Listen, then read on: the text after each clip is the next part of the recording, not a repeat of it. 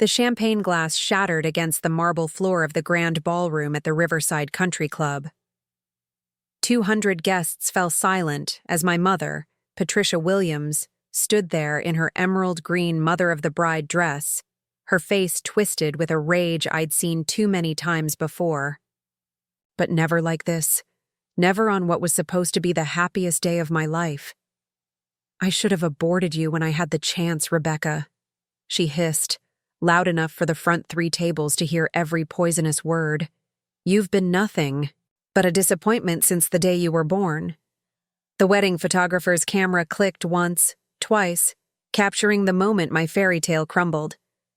My new husband, David Martinez, hadn't even had time to change out of his tuxedo. We'd been married for exactly 47 minutes. That's when David stepped forward, his voice calm but carrying an authority I'd never heard before. "Ma'am, I need you to step back from my wife." He reached into his jacket pocket and pulled out something that made my mother's face go white.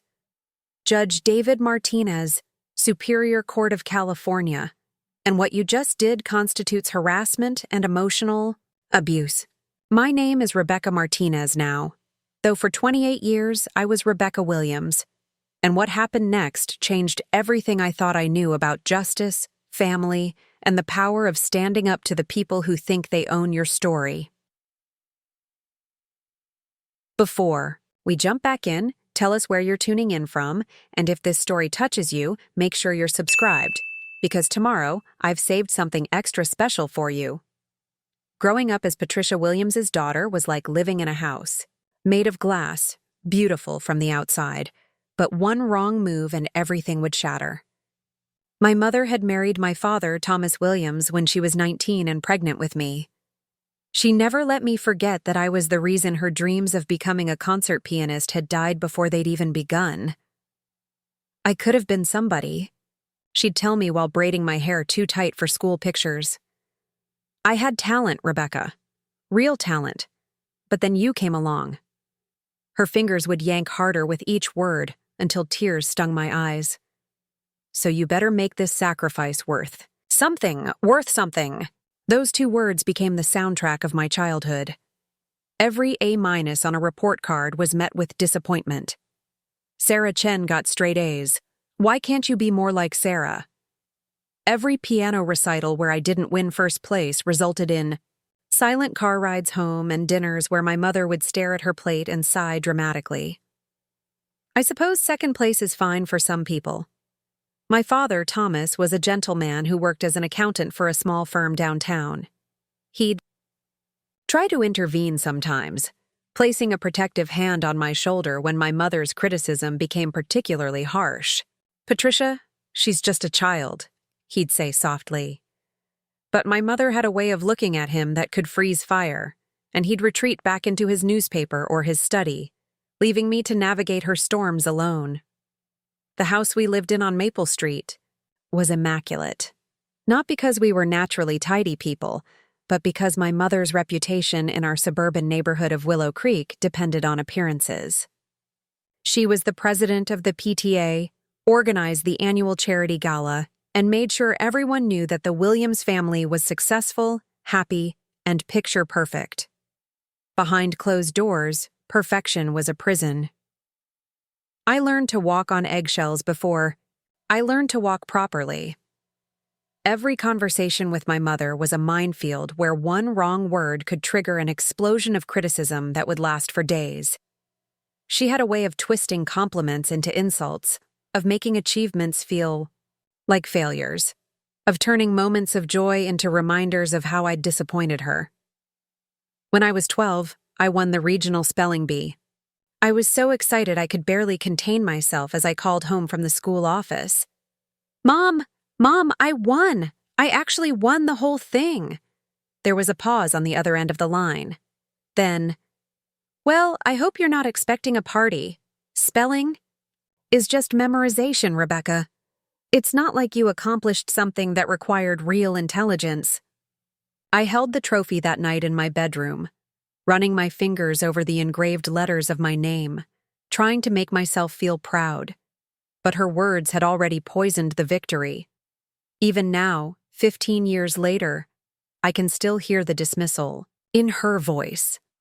High school was when I started to realize that other families weren't like ours. I'd go to friends' houses and watch in amazement as their mothers praised them for simple things, helping with dishes, getting a B on a test, just being themselves. Sarah Chen's mother, the same woman my mother constantly compared me to, hugged Sarah when she walked through the door each day, just because. "Your mom seems nice," Sarah said once when Patricia picked me up from a study session. My mother had been charming and warm to Sarah's parents, laughing and complimenting their beautiful home. But the moment we got in the car, her mask slipped. "Those people live in such chaos," she muttered, adjusting her rearview mirror. "Did you see the dishes in their sink? And that woman's hair looked like she hadn't brushed it in a week." She glanced at me sideways. "I suppose you think that's normal behavior." I didn't answer, but I was thinking about how relaxed Sarah always seemed, how she laughed freely and never seemed to weigh her words before speaking. I envied that lightness, that freedom to just exist without constantly performing. College was supposed to be my escape, but even from 200 miles away at UC Berkeley, my mother's influence followed me like a shadow. She called every Sunday at exactly 3 p.m., and those calls were interrogations disguised as concern. "Are you keeping your grades up? I hope you're not wasting time with those party girls on your floor. Remember, Rebecca, you're there to get an education, not to have fun. Fun doesn't pay the bills." And then, inevitably, "Your father and I are making sacrifices so you can be there. Don't make us regret it." I majored in social work, drawn to the idea of helping families, though I couldn't articulate why at the time. Now I understand I was trying to heal something I didn't even realize was broken. My professors praised my empathy, my ability to connect with clients, my natural understanding of family dynamics. But when I called home to share these compliments, my mother's response was always the same. "Social work? Rebecca, be realistic. You're going to spend your life helping other people's problems while barely making enough to support yourself. Is that really what we paid for?" She wanted me to be a lawyer like my cousin Jennifer, or a doctor like the Thompson's daughter across the street. Something impressive she could brag about at her book club meetings. Something that would finally make her sacrifice worth something. But I loved what I did. Working with families in crisis, helping children navigate difficult situations, being the adult I'd wished for in my own childhood, it gave my life meaning in a way that my mother's approval never could. After graduation, I moved back to California and got a job with the Department of Children and Family Services in Sacramento. The work was hard, sometimes heartbreaking, but it felt right. I was good at it. I was making a difference. My mother, however, saw it as confirmation of everything she'd predicted. Living in that tiny apartment, driving that old Honda, barely making $30,000 a year. "Is this what your education was for, Rebecca?" Tried to explain that money wasn't everything, that helping families was important work, that I was happy. But happiness without success was worthless in Patricia Williams' world. The criticism intensified when I turned 25 and was still single. Suddenly, every conversation included updates about my high school classmates who were getting married, buying houses, having babies. "Jenny Morrison is pregnant with her second child, and she's younger than you. Maybe if you focused less on other people's children and more on finding a husband." Dating was complicated when you'd spent your entire life being told you weren't good enough. I'd sabotage relationships before they could hurt me. Or I'd stay in bad ones because I didn't think I deserved better. My mother's voice had become the voice in my head, critiquing every choice, poisoning every moment of potential happiness. Then I met David Martinez at a court hearing where I was advocating for one of my clients, a 7-year-old boy whose parents were fighting a bitter custody battle. I'd prepared extensively for the case, knowing that this child's future depended on the judge understanding the psychological impact of the ongoing conflict. Judge Martinez listened intently as I presented my findings, asked thoughtful questions, and ultimately made a decision that prioritized the child's well-being over the parents' egos. After the hearing, he approached me in the hallway. "Ms. Williams, that was excellent advocacy. You clearly understand what's best for children in these situations." He was handsome in a quiet way. Dark hair with early touches of silver at the E. Temples, kind brown eyes behind wire-rimmed glasses, and a presence that suggested strength without arrogance. When he asked if I'd like to get coffee to discuss the case further, I said yes without thinking. Coffee led to dinner. Dinner led to long walks through downtown Sacramento, talking about our work, our hopes, our shared belief that the system could be better if more people cared enough to fight for it. David had become a judge after years, as a public defender, motivated by the same desire to help that had drawn me to social work. For the first time in my life, I was with someone who saw my career as noble rather than disappointing, who admired my dedication rather than questioning my choices. When I told David about a particularly difficult case, he listened with genuine interest and respect. When I succeeded, he celebrated with me. When I struggled, he offered support without judgment. 6 months into our relationship, I brought him home to meet my parents. I should have known better. My mother was charming to David's face, of course. She served her famous pot roast, used the good china, and asked polite questions about his work. But I could see her calculating, measuring, finding him lacking in ways she'd dissect later. After David left, she didn't wait long to share her assessment. "He seems nice enough, Rebecca, but a judge's salary isn't what it used to be. And he's already 34. If he was going to be really successful, wouldn't it have happened by now?" I tried to defend him, to explain that David had chosen public service over private practice because he wanted to make a difference, not just make money. But in my mother's world, sacrifice without financial reward was just another form of failure. "I just want you to be realistic," she said, using that voice that sounded like concern but felt like criticism. "You're not getting any younger, and if you're going to settle, at least make sure you're settling for someone who can provide for you." Settle. That word echoed in my head for weeks afterward, poisoning my happiness with David, making me question whether I was choosing him for the right reasons or just because I was afraid of being alone. But David was patient, understanding, and slowly helped me recognize the difference between my mother's voice and my own. When he proposed 8 months later, in the courthouse garden where we'd first talked, I said yes because I loved him, because he made me feel valued and heard, because for the first time in my life, someone was choosing me exactly as I was. Planning. The wedding should have been joyful, but it became another battlefield with my mother. She had opinions about everything: the venue, the dress, the flowers, the guest list, the menu. Nothing I chose was right. The country club I'd selected was trying too hard. The dress I loved was too simple for someone my age. The flowers were too expensive or too cheap or too common. "This is your one chance to make a good impression, Rebecca," she'd say during our weekly planning sessions that felt more like military briefings. "People will remember this wedding for years. Do you really want them remembering it as amateur?" I wanted to elope. David suggested it more than once, seeing how stressed the planning was making me. But I couldn't bring myself to disappoint my mother completely. Some part of me still hoped that if I could give her the perfect wedding, she might finally see me as worthy of her pride. 3 weeks before the wedding, during our final dress fitting, she delivered the comment that should have been my warning. I was standing on the platform in my wedding gown, a simple but elegant dress that made me feel beautiful, when she sighed and shook her head. "I suppose it will have to do," she said, adjusting a strap that didn't need adjusting. "Though I still think you should have gone with something more dramatic. This makes you look ordinary." The seamstress, Mrs. Rodriguez, stopped pinning and looked up at my mother with surprise. "Are you kidding? She looks absolutely stunning. This dress is perfect for her." My mother's smile turned icy. "I'm sure you mean well, but I know my daughter better than anyone." That night, I called David, crying.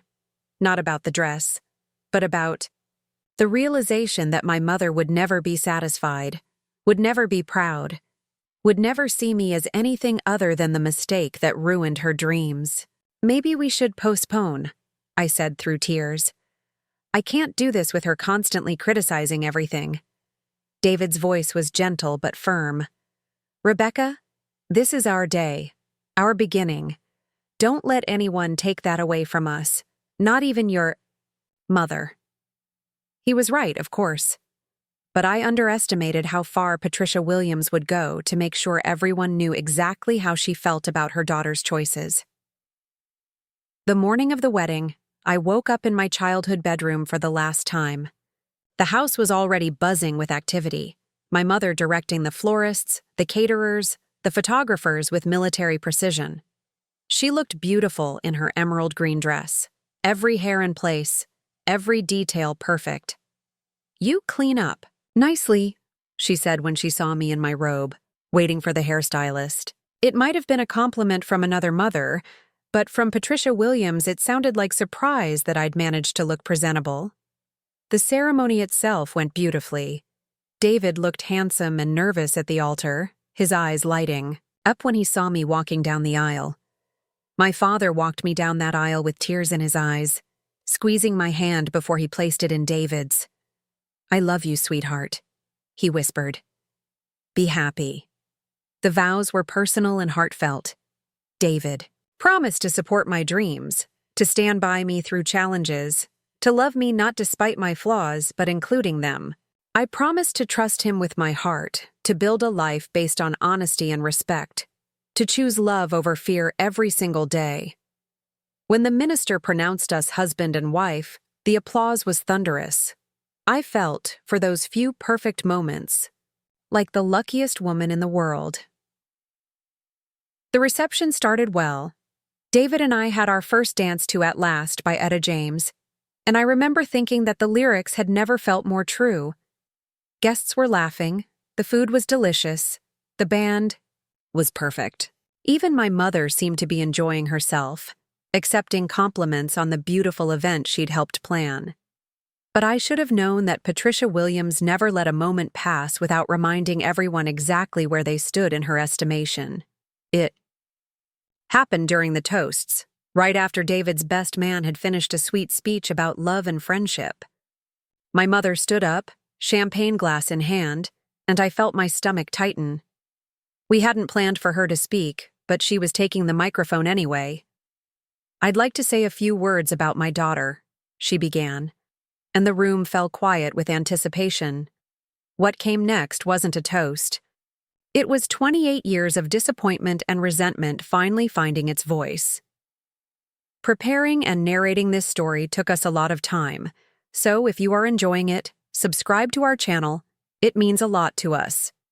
Now, back to the story.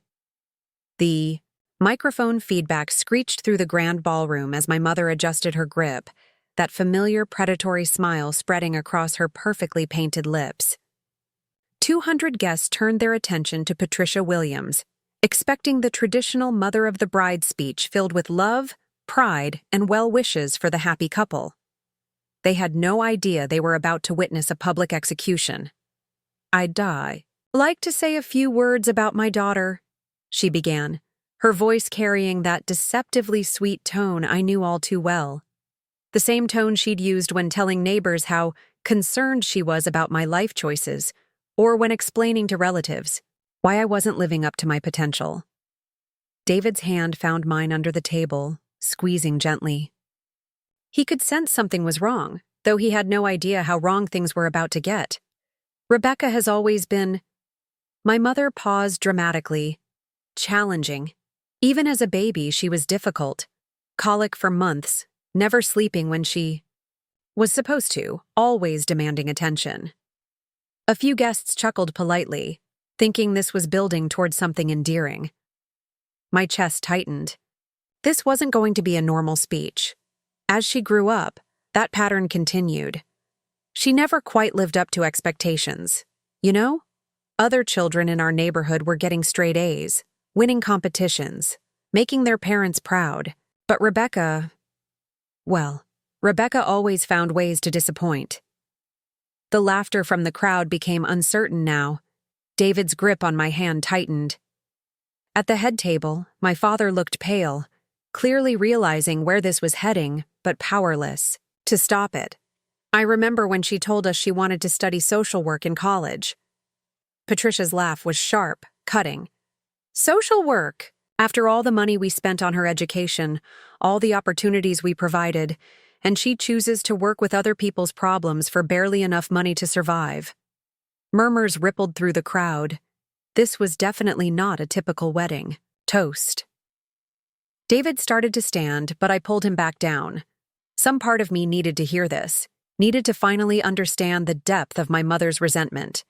And now here we are, celebrating her marriage at 28 years old. Most of her classmates have been married for years, already have children, have built real lives. But Rebecca, she's always been behind, always playing catch-up, always settling for less than what she could have had if she'd just listened to me. The silence in the room was deafening now.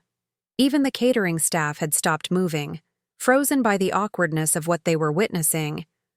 I suppose I should be grateful that she found someone willing to marry her at all, Patricia continued, her voice getting sharper with each word. Though I have to wonder if David really knows what he's getting into. Rebecca has a way of disappointing people. It's what she does best. That's when something inside me finally snapped. I stood up slowly, my chair scraping against the floor, in the sudden silence. "Excuse me?"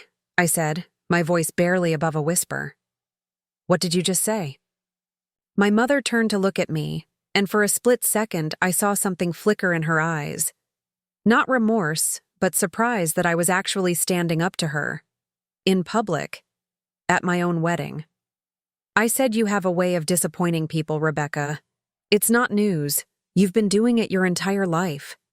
The words hit me like a physical blow, but instead of crumbling, I felt something else rising up inside me. Anger. Pure, clean anger that I'd been suppressing for 28 years. "Get out," I said quietly. "Excuse me?" I said, "Get out. This is my wedding, and you're not welcome here anymore." Patricia's face flushed red. "How dare you speak to me that way? I'm your mother. I sacrificed everything for you." And that's when she said it. The words that would change everything between us forever. "You know what? I should have aborted you when I had the chance. You've been nothing but a disappointment since the day you were born. And this pathetic excuse for a wedding is just proof that some people never change." The champagne glass slipped from someone's hand at table 6, shattering on the marble floor.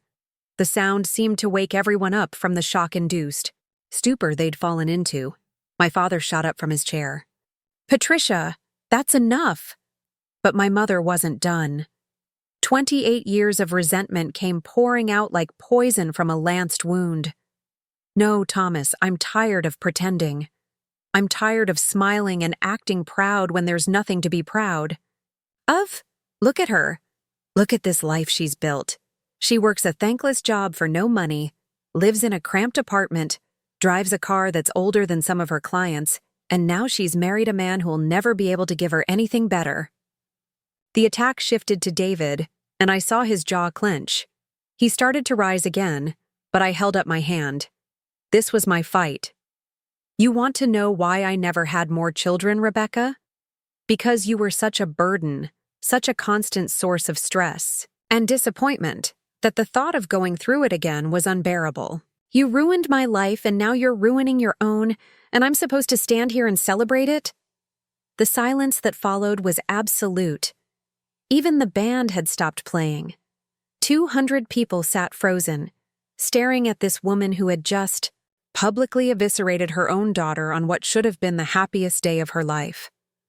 I looked around the room at faces filled with shock, pity, and disgust. These people, David's colleagues, our friends, extended family, had just witnessed my mother telling me she wished I'd never been born. At my wedding reception, the humiliation was complete. But then David stood up, and something in his posture made everyone in the room pay attention. He moved with the quiet authority I'd seen in his courtroom, but this was different. This was personal. "Ma'am," he said, his voice carrying clearly through the silent ballroom. "I need you to step back." From my wife, the formal tone made my mother pause. When David reached into his jacket pocket and pulled out his judicial identification, her face went white. "Judge David Martinez, Superior Court of California. And what you just did constitutes harassment and emotional abuse." In front of 200 witnesses. The power dynamic in the room shifted instantly. Suddenly, Patricia Williams wasn't the commanding presence she'd always been in my life. She was a woman who had just committed what could legally be considered a crime in front of a sitting judge. "You can't. This is family business," she stammered. "No, ma'am. This is criminal behavior, verbal abuse, intentional infliction of emotional distress, and public harassment, all of which are prosecutable offenses in the state of California." David's voice remained calm, professional, but there was steel underneath it. "You have two options. You can leave this premises immediately and voluntarily, or I can have security remove you and file charges. Your choice." My mother looked around the room, perhaps finally realizing that every person present had just watched her commit social suicide. The shock on their faces wasn't sympathetic, it was horrified. "This is ridiculous," she said, but her voice had lost its commanding edge. "She's my daughter." "And she's my wife," David replied firmly. "And what you just did to her on our wedding day is unforgivable. Security." Two men in dark suits appeared as if from nowhere, courthouse security that David had quietly arranged for the event. They approached my mother with professional courtesy but unmistakable authority. "Ma'am, you need to come with us," one of them said gently. For a moment, I thought she might resist, might cause an even bigger scene. But even Patricia Williams knew when she was beaten. She straightened her shoulders, smoothed her emerald dress, and walked toward the exit with her head held high as if leaving had been her idea all along. But just before she reached the doors, she turned back one last time. "Don't come crying to me when this all falls apart, Rebecca, because it will. Everything you touch turns to disappointment." Then she was gone, and the ballroom erupted in murmurs of disbelief.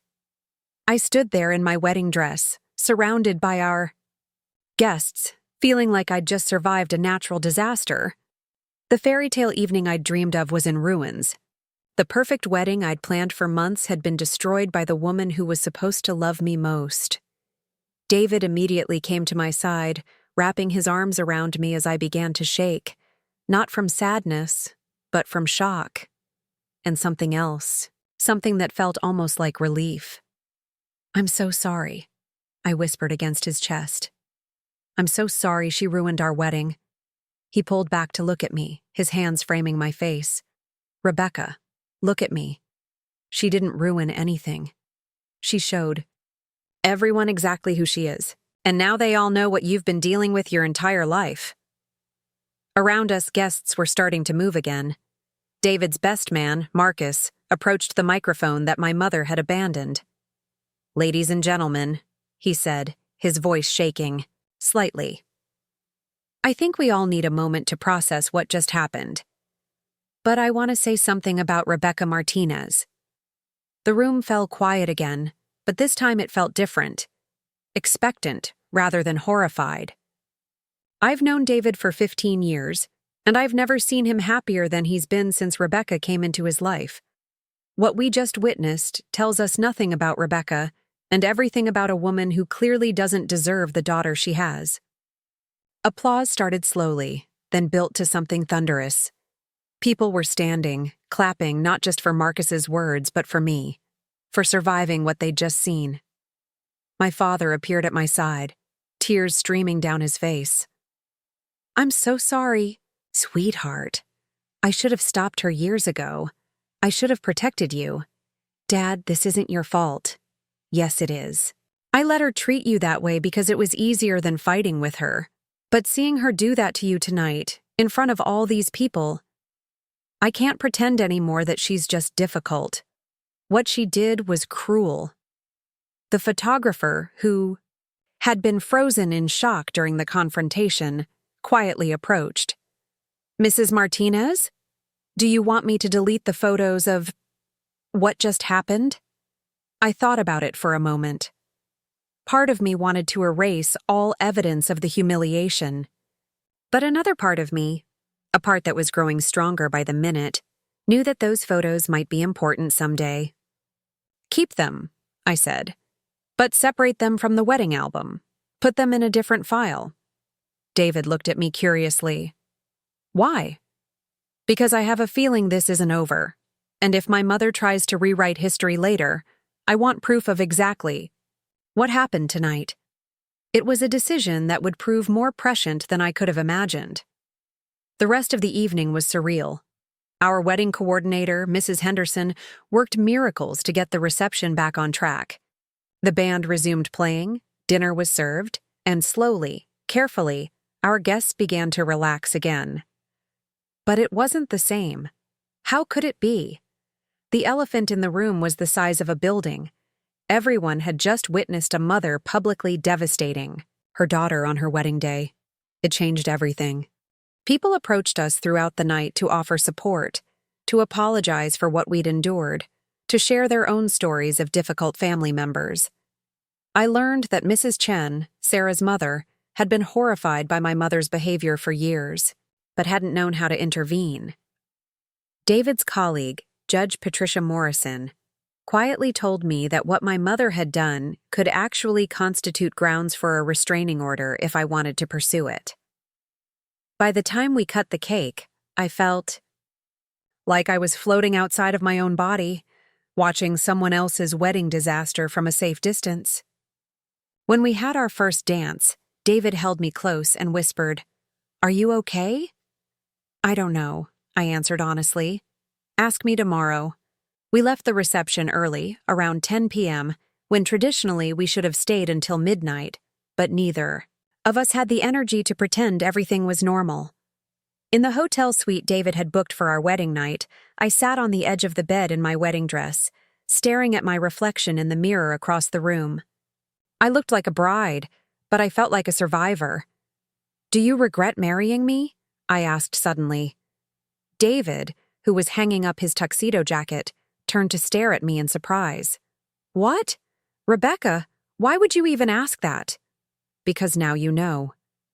You know exactly what my family is like, what I come from. You know why I'm so messed up, why I have trust issues, why I expect people to leave me. You married into this dysfunction." He sat down beside me on the bed, taking my hands in his. "I married you, Rebecca, not your mother, not your family dysfunction. You.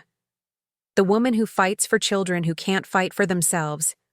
The woman who sees the best in people even when they've hurt her. The woman who just survived the worst kind of public humiliation with grace and dignity." I started crying then, not from sadness but from relief. For the first time in my life, someone had witnessed my mother's cruelty and chosen to stand with me instead of against me. "What happens now?" I asked. David was quiet for a long moment. "Now we decide what kind of family we want to build together, and we make sure it's nothing like the one that hurt you." As I fell asleep that night, still wearing my wedding dress, because I was too exhausted to change, I had no idea that my mother's public meltdown was just the beginning. I thought the worst was over. I was wrong. The first sign that my mother wasn't done destroying my happiness came at 6:47 a.m. on what was supposed to be the first morning of our honeymoon. David and I were in Maui, at a beautiful resort overlooking the ocean, trying to salvage some peace from the wreckage of our wedding reception. I was sitting on our private balcony with coffee, watching the sunrise paint the sky in shades of gold and pink, when my phone buzzed with a text message. It was from my Aunt Linda, my mother's sister. "Rebecca, honey, your mother is telling everyone. You had a nervous breakdown at the wedding and attacked her for no reason. She's saying David threatened her with arrest just for trying to give a loving toast. People are believing her. I thought you should know." My hands started shaking so hard I nearly dropped the phone. David looked up from his own coffee, immediately alert to my distress. "What is it?" I showed him the message, watching his face darken as he read. This was my introduction to something I'd learn about narcissists in the coming months. When they can't control the narrative, they rewrite it entirely.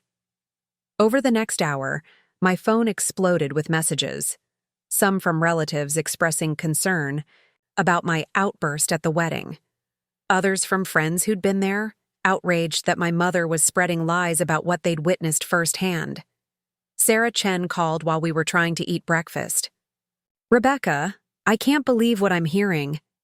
Your cousin Jennifer posted on Facebook that you viciously attacked your loving mother at your own wedding. This is insane. Should I comment and tell people what really happened?" I was learning the first harsh lesson of going no contact with a toxic parent. They don't go quietly into the night. They wage war. "Don't engage," David advised, his legal training kicking in. "Don't comment. Don't argue. Don't try to defend yourself on social media. It just gives her more ammunition." But the damage was spreading faster than we could contain it. By noon, my mother had called my father's entire side of the family, painting herself as the victim of an ungrateful daughter who'd been brainwashed by her new husband.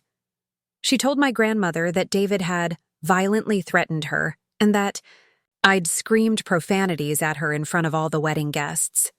My grandmother, who was 86 and hadn't been at the wedding due to health issues, called me crying. "Rebecca, sweetheart, what happened? Your mother says you hate the family now and never want to see any of us again."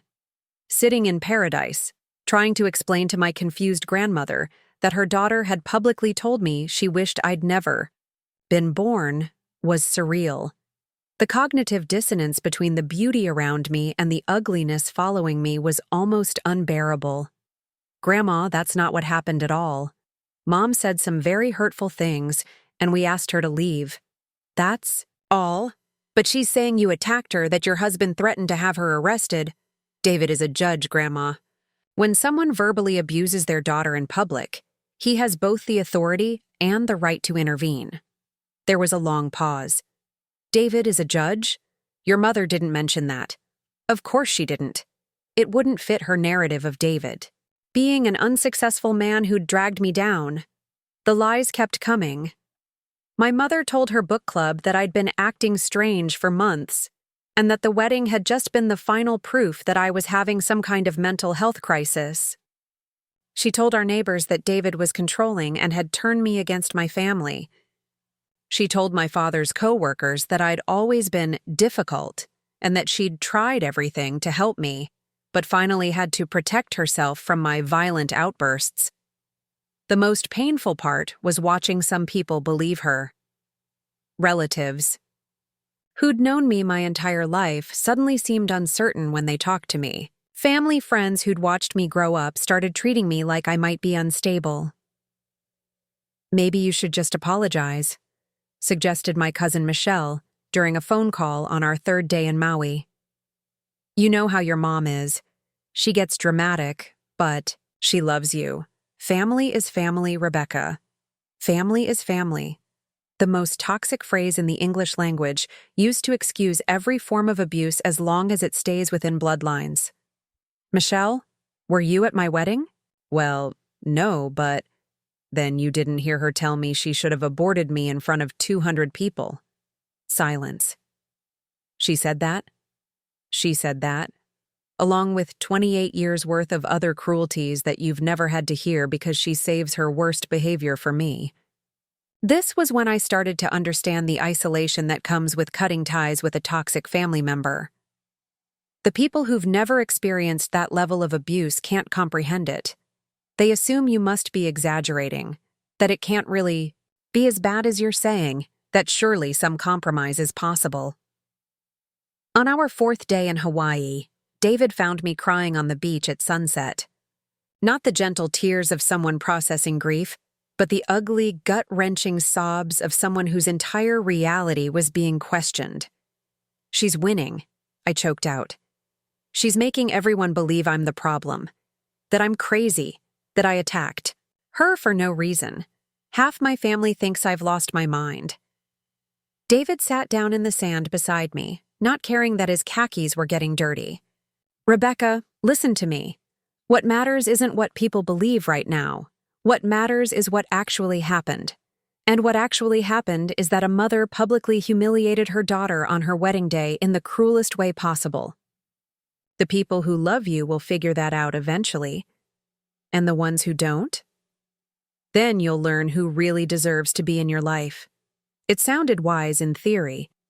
In practice, it felt like watching my entire extended family slip away because they'd rather believe a familiar lie than an uncomfortable truth. The harassment escalated when we returned home to Sacramento. Our mailbox was stuffed with cards and letters from my mother's friends, most of them expressing concern for my mental state and urging me to seek help and reconcile with my loving mother. Some were more direct, calling me ungrateful, selfish, and mentally unstable. Mrs. Patterson from down the street, who'd known my mother for 15 years, actually stopped me while I was getting my mail. Rebecca, dear, your mother is so worried about you. She says you won't return her calls and that you're refusing to get the help you need. Is everything all right? The gaslighting was so complete, so comprehensive, that for a moment I actually wondered if I was losing my mind. Had I overreacted? At the wedding? Was I remembering things wrong? Had my mother's words really been as cruel as they'd felt in the moment? Then I remembered something David had said the night of our wedding. Keep them. Put them in a different file. The photos. Our wedding photographer, Michael Santos, had indeed captured the confrontation. Not intentionally, he'd been as shocked as everyone else, but his camera had been rolling during the entire ugly scene. When I called him, he was hesitant to show me the images. Mrs. Martinez, are you sure you want to see these? They're difficult to look at. I need to see them. People are saying I'm lying about what happened. He emailed me the photos that afternoon, along with a note. Rebecca, I've been photographing weddings for 12 years, and I've never seen anything like this. Your mother's behavior was unconscionable. If you need these as evidence for anything, I'll provide them. Looking at those images was brutal, but it was also validating. There was my mother, face twisted with rage, finger pointing at me accusingly. There was the moment she said the words about aborting me, captured in her vicious expression. There was the champagne glass shattering, the horrified faces of our guests, David stepping protectively in front of me.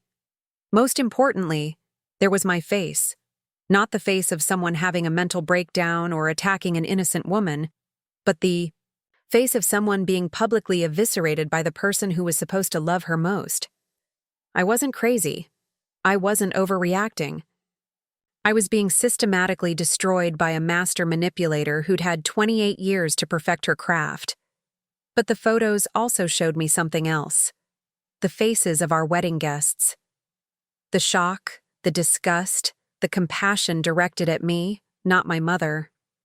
These people had witnessed the truth, even if some of them were now being convinced to doubt what they'd seen. David suggested we take the photos to Dr. Elizabeth Reeves, a family therapist who specialized in narcissistic abuse. I'd never heard the term before, but Dr. Reeves explained it clearly during our first session. Narcissistic parents see their children as extensions of themselves, not as separate people with their own worth and feelings. When you don't live up to their fantasy of who you should be, or when you try to establish independence, they can become incredibly destructive. She looked at the wedding photos without flinching, though I saw her jaw tighten. This is textbook emotional abuse, Rebecca. The public humiliation, the cruel words, the attempts to destroy your reputation afterward, these are all classic narcissistic behaviors. But why is she so successful at making people believe her version? Because narcissists are often very charming to outsiders. They save their worst behavior for their primary targets, usually their children. And they're master manipulators who know exactly how to play victim when they get called out. Dr. Reeves helped me understand that my mother's post-wedding campaign wasn't random vindictiveness. It was a calculated attempt to regain control. By painting me as mentally unstable and David as threatening, she was trying to force me back into the relationship on her terms. "She's not done," Dr. Reeves warned. "This level of narcissistic injury, being publicly called out and removed from your wedding, will likely lead to escalation. You need to be prepared for her to get worse before she gives up." I thought we'd seen the worst already. I was naively optimistic that the lies and manipulation would eventually fade as people moved on to other gossip. I had no idea that my mother was just getting started. The escalation began 3 weeks after our return from Hawaii. David and I were settling into married life, trying to establish new routines and heal from the wedding trauma, when I got a call at work from my supervisor, Janet Richardson. "Rebecca, I need to see you in my office immediately." Janet's voice was strange, formal in a way that made my stomach clench with anxiety. When I got to her office, she was sitting behind her desk with a file folder open in front of her and an expression I couldn't read. "Sit down, Rebecca. We need to talk about something serious." She slid a letter across the desk to me. It was typed on official letterhead from the California Department of Social Services, and the subject line made my blood run cold. "Formal complaint regarding employee fitness for duty." "Someone filed a complaint against you," Janet said carefully. "They're claiming that you're mentally unstable and potentially dangerous to the children in your caseload. They've provided detailed accounts of erratic behavior, emotional outbursts, and concerns about your judgment." My hands were shaking as I read the complaint. It was unsigned, filed anonymously, but every detail was wrong in a way that felt deliberately crafted to destroy my career. The complainant claimed I'd been increasingly agitated and unstable in recent months, that I'd had violent outbursts at family events, and that my recent marriage to a controlling older man had exacerbated my mental health issues. "This is all lies," I whispered. "Janet, you know me. You know this isn't true." "I do know you, Rebecca, which is why I'm giving you a heads up instead of just launching an investigation. But I have to follow protocol. The department is going to require a fitness for duty evaluation from a licensed psychiatrist." I stared at the letter, feeling my carefully rebuilt world start to crumble again. Someone had weaponized the child welfare system against me, using my own profession as a tool of destruction. I didn't need to wonder who had filed the complaint. Only one person had the detailed family information mentioned in the letter, the intimate knowledge of my work, and the malicious creativity to attack me where it would hurt most. My mother was trying to destroy my career. That night, I sat in our kitchen with David. The complaint letter spread out between us like evidence of a crime. Which, in a way, it was. "Can she do this?" I asked. "Can she actually cost me my job with lies?" David's jaw was tight with anger. "Filing a false complaint with a government agency is a felony. This is criminal behavior, Rebecca." "But can she succeed? Can these lies actually destroy my career?" He was quiet for a long moment. "The truth is, even false accusations can cause damage. You'll be cleared eventually, but the investigation process itself can be grueling. And some mud always sticks." I felt something break inside me then. Not just heartbreak, but a clean, sharp snap of the last thread connecting me to any hope of reconciliation with my mother. She wasn't just trying to hurt me anymore. She was trying to destroy my ability to help vulnerable children, to do the work that gave my life meaning. "She's not going to stop," I said quietly. "Is she?" David reached across the table and took my hand. "No, I don't think she is, which means we need to stop her." That was the night we decided to fight back. The psychiatric evaluation was scheduled for a Tuesday morning at 9 a.m. in a sterile office building downtown that smelled like disinfectant and broken dreams. Dr. Michael Harrison was a forensic psychiatrist, who specialized in fitness for duty evaluations, and his job was to determine whether I was mentally stable enough to continue working with vulnerable children. I sat in his waiting room wearing my most professional outfit, a navy blazer and pencil skirt that David had helped me pick out, clutching a manila folder full of evidence I hoped would save my career. Inside were character references from colleagues, performance reviews spanning 5 years, thank you letters from families I'd helped, and something else. A detailed timeline of my mother's escalating harassment that David had helped me compile. Martinez?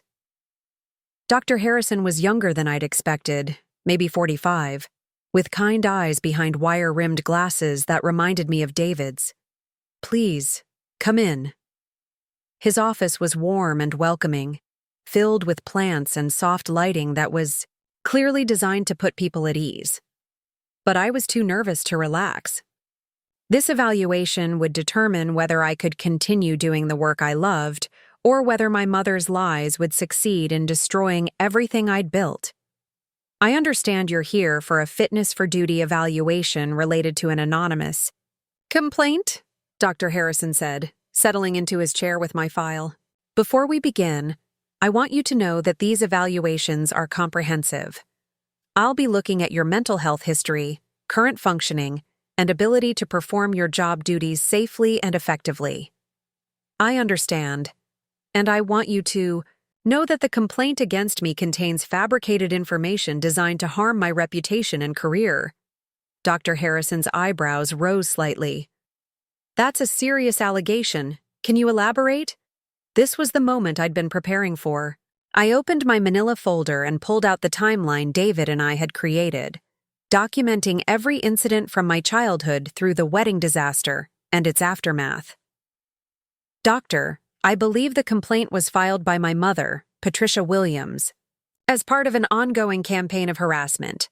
Following a confrontation at my wedding 6 weeks ago, I handed him the timeline, watching his expression change as he read. The wedding photos were there too, along with screenshots of the social media posts my mother's allies had made, copies of the hostile letters I'd received, and statements from wedding guests who'd witnessed the entire confrontation. Dr. Harrison studied the materials for several long minutes. When he looked up, his expression was thoughtful rather than skeptical. These are very detailed allegations, Mrs. Martinez. You're claiming that someone is using the child welfare system as a weapon against you personally. Yes, and I can prove it. Over the next 2 hours, Dr. Harrison conducted the most thorough mental health evaluation I'd ever experienced. He asked about my childhood, my relationships, my work performance, my coping strategies, and my current mental state. But unlike what I'd expected, he also asked detailed questions about the harassment I'd been experiencing. Have you considered filing criminal charges related to the false complaint? Your husband is a judge. Dr. Harrison made a note in his file. That adds an interesting dimension to this situation. Someone filing false complaints against the wife of a sitting judge would be taking a significant legal risk. Unless they believed they could get away with it because no one would believe the truth. Dr. Harrison administered several standardized psychological tests, reviewed my work performance evaluations, and even called my supervisor Janet to discuss my job performance. By the end of the session, I felt cautiously optimistic. Mrs. Martinez, based on my evaluation, I see no evidence of mental instability, violent tendencies, or impaired judgment.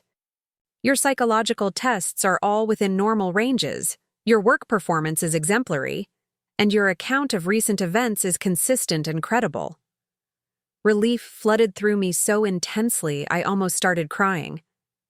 So I can keep working? I'll be recommending that you be returned to full duty with no restrictions. However, I'll also be noting in my report that this complaint appears to have been filed in bad faith, possibly as an act of personal retaliation.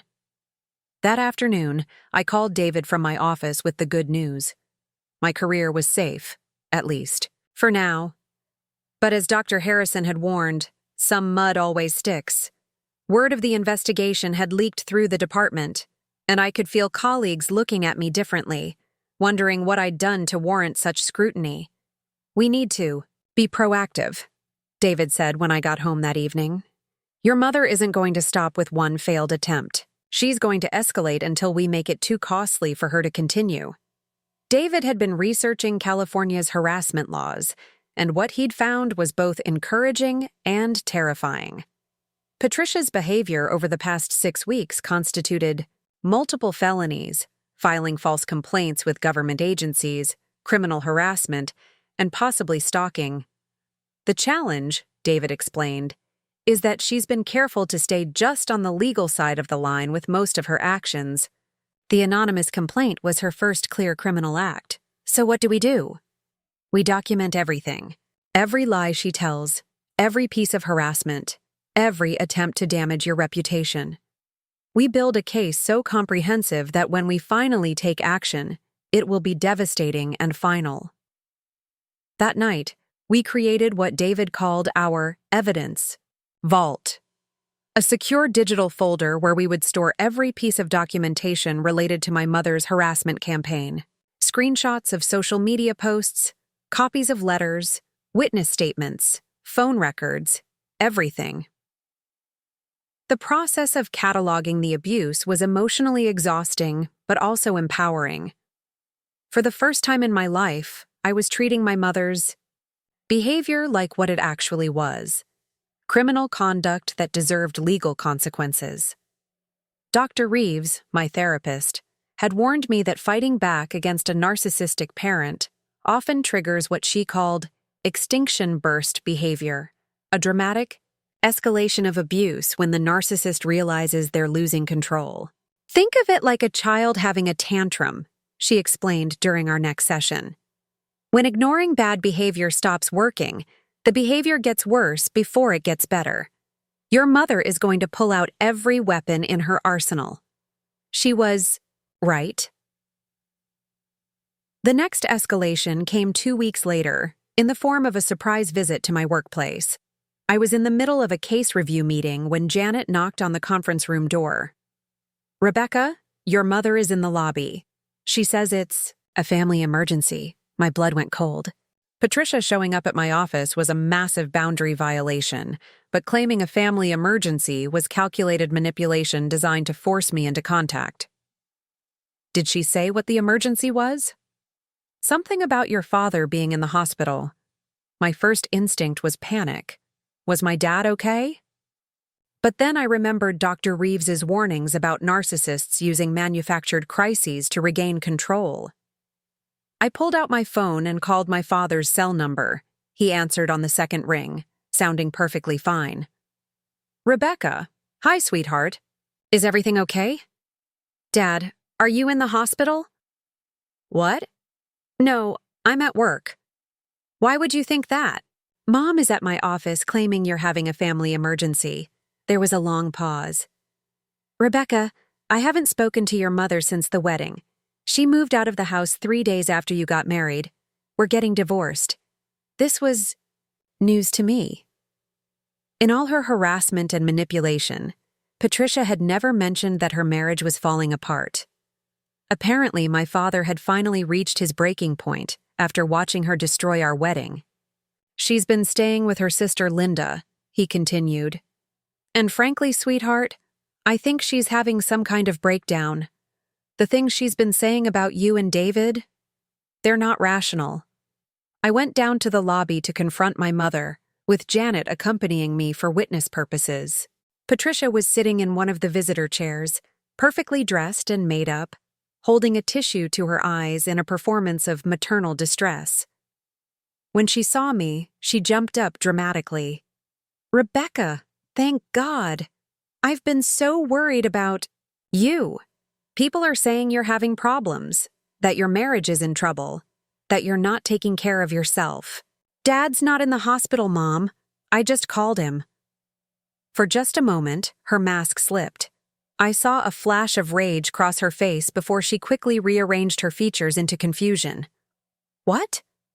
"Oh no, honey. I never said he was in the hospital. I said there was a family emergency.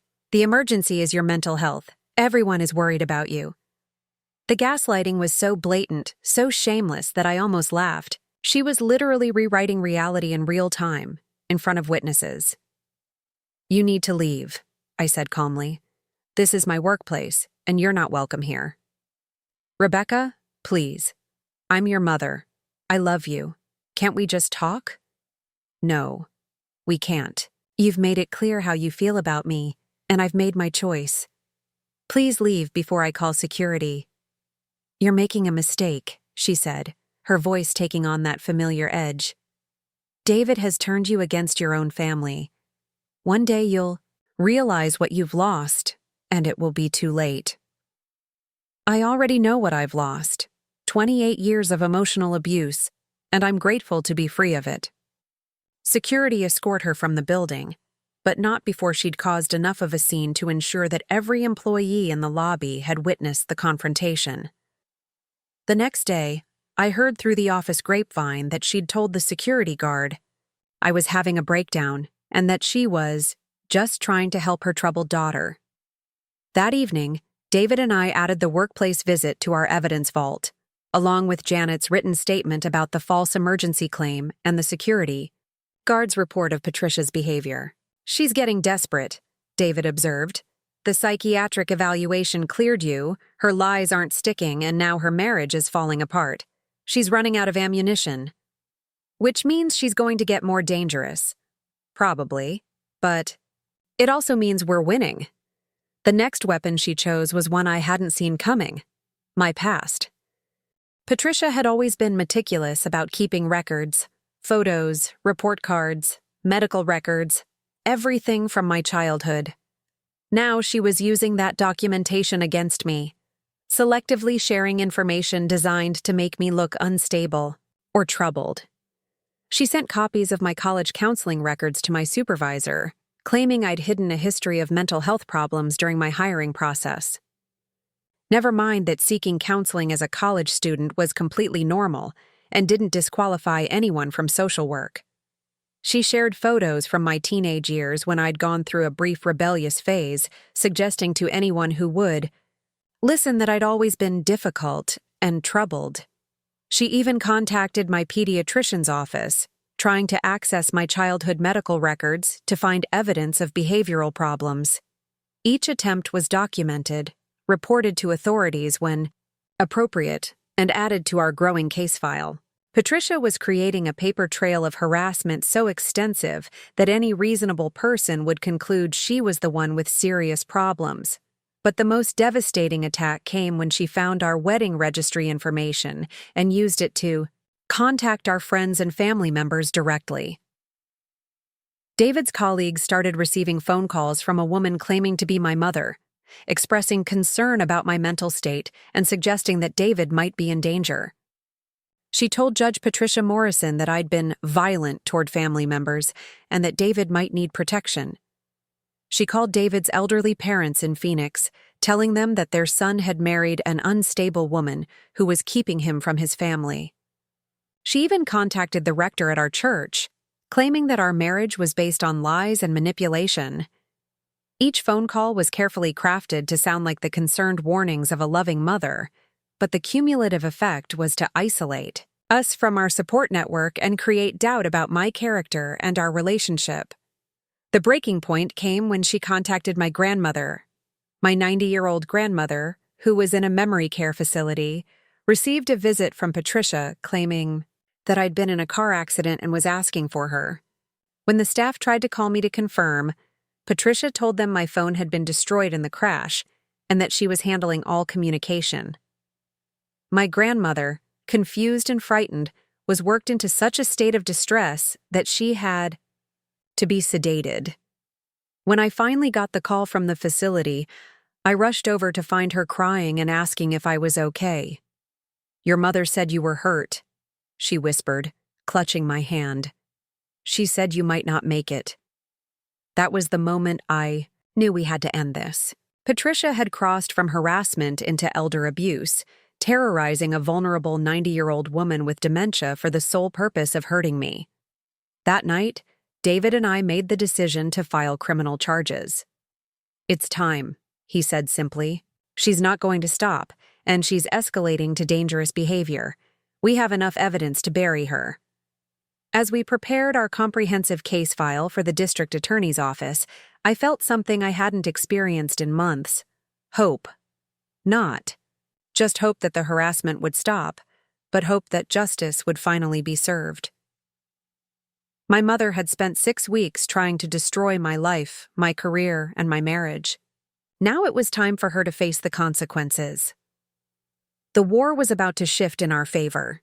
District Attorney Maria Valdez had seen plenty of harassment cases in her 15 years as a prosecutor, but she'd never encountered anything quite like the evidence file David and I presented to her office on a cold Thursday morning in November. The manila folder we'd started with had grown into 3 thick binders, each one meticulously organized and cross-referenced like the legal brief it essentially was. "Mrs. Martinez," she said, looking up from the 3rd binder with a mixture of amazement and disgust, "this is the most comprehensively documented harassment case I've ever reviewed. Your mother has essentially created a how-to guide for criminal stalking." David sat beside me in the prosecutor's conference room, his hand resting protectively on my shoulder. We'd spent weeks preparing for this meeting, organizing evidence, preparing witness statements, and building what he called an airtight case against Patricia Williams. "The question isn't whether we can prosecute," DA Valdez continued. "The question is which charges to prioritize. Filing false reports with government agencies, criminal harassment, stalking, elder abuse for what she did to your grandmother, and possibly conspiracy if we can prove she coordinated with others." She opened the first binder to the wedding photos, studying the images with the detached professionalism of someone who'd seen every form of human cruelty. These photos alone would be enough for the emotional abuse charges. No mother should ever say these things to her child, in public or private. "What kind of penalties are we looking at?" I asked. "If we get convictions on all charges, she could face up to 5 years in state prison. More importantly, for your purposes, we can seek a permanent restraining order that would prohibit any direct or indirect contact with you, your husband, your workplace, or your family members." 5 years? The number hung in the air like a promise of freedom. But DA Valdez wasn't finished. "However, I need to warn you both that prosecuting a family member, especially a parent, can be emotionally devastating. The defense will paint you as an ungrateful daughter who's destroying her mother's life over a family disagreement. They'll try to make the jury sympathize with her." David's jaw tightened.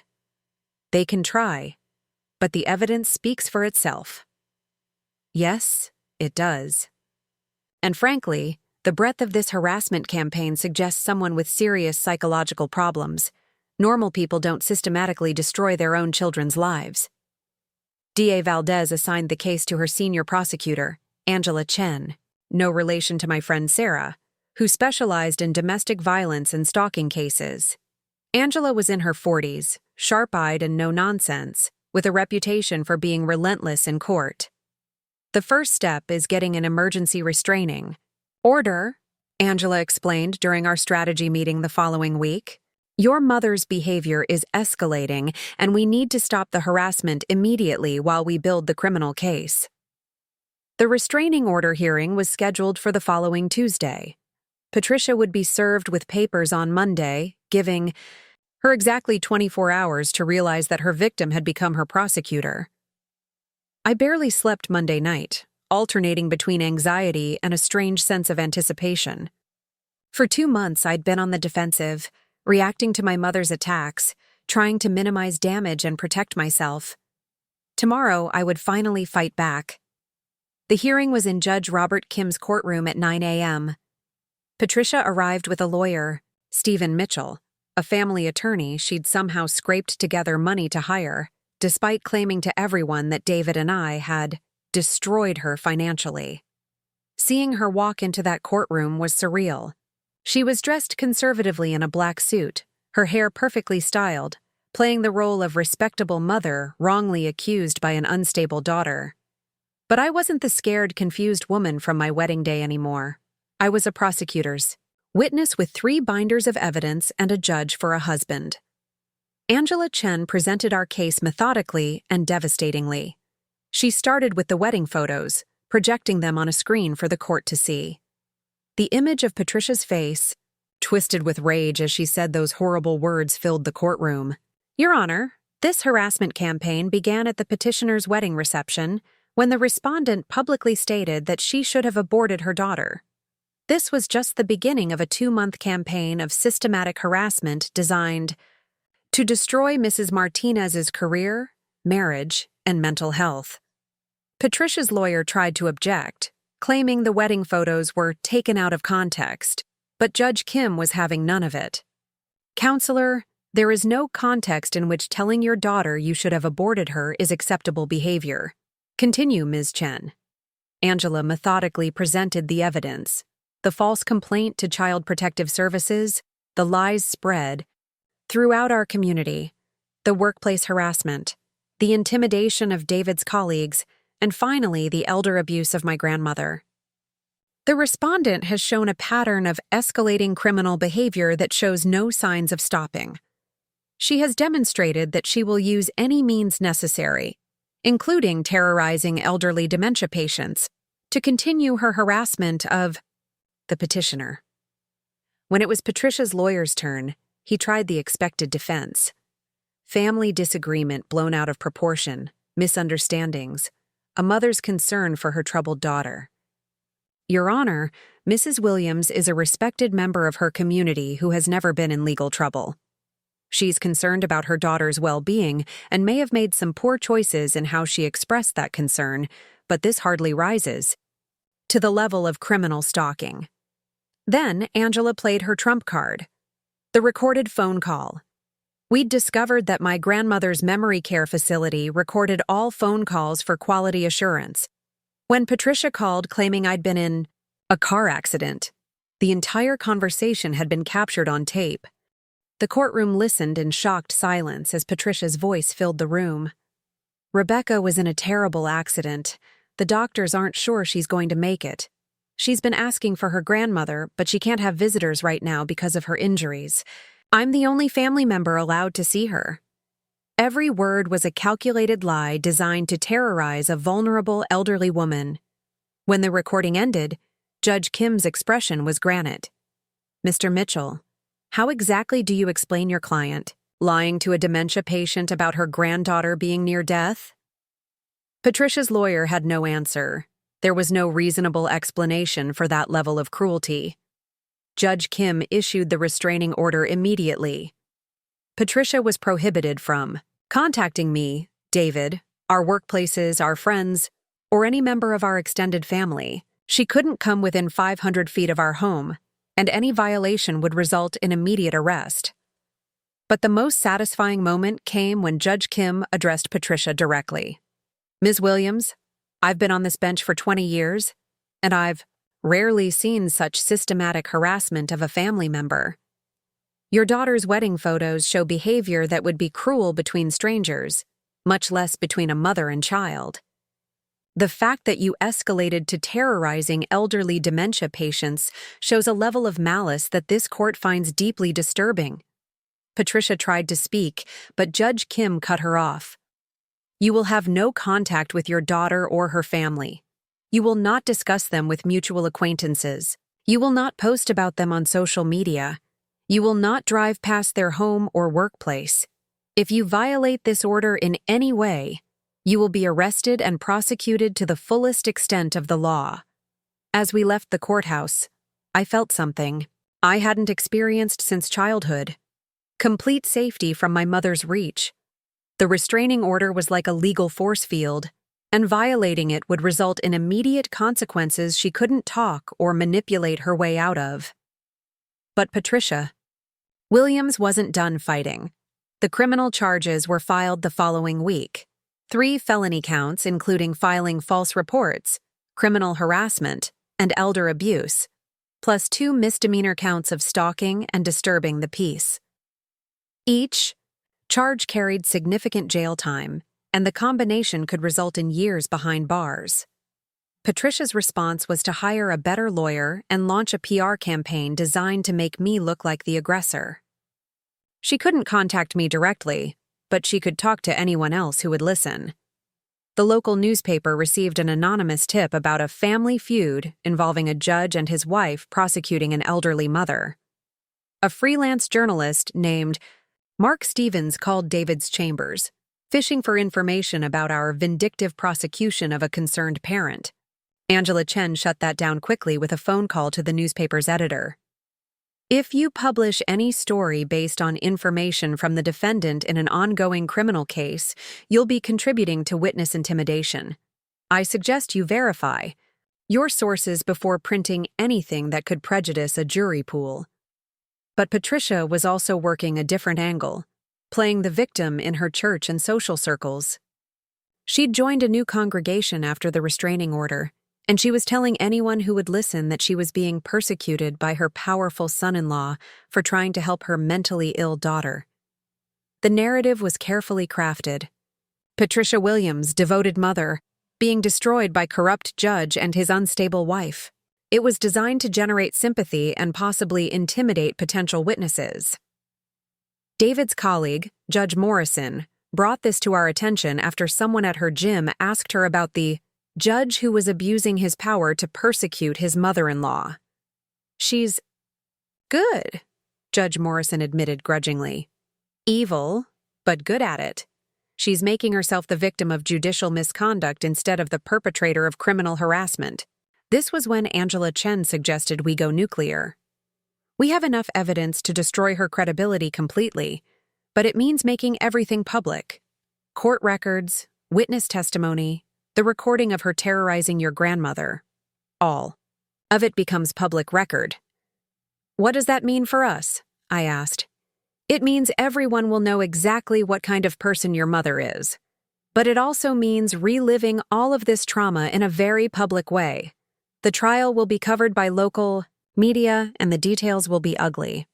David and I talked about it for days. Did we want to endure a public trial that would expose every detail of my mother's abuse?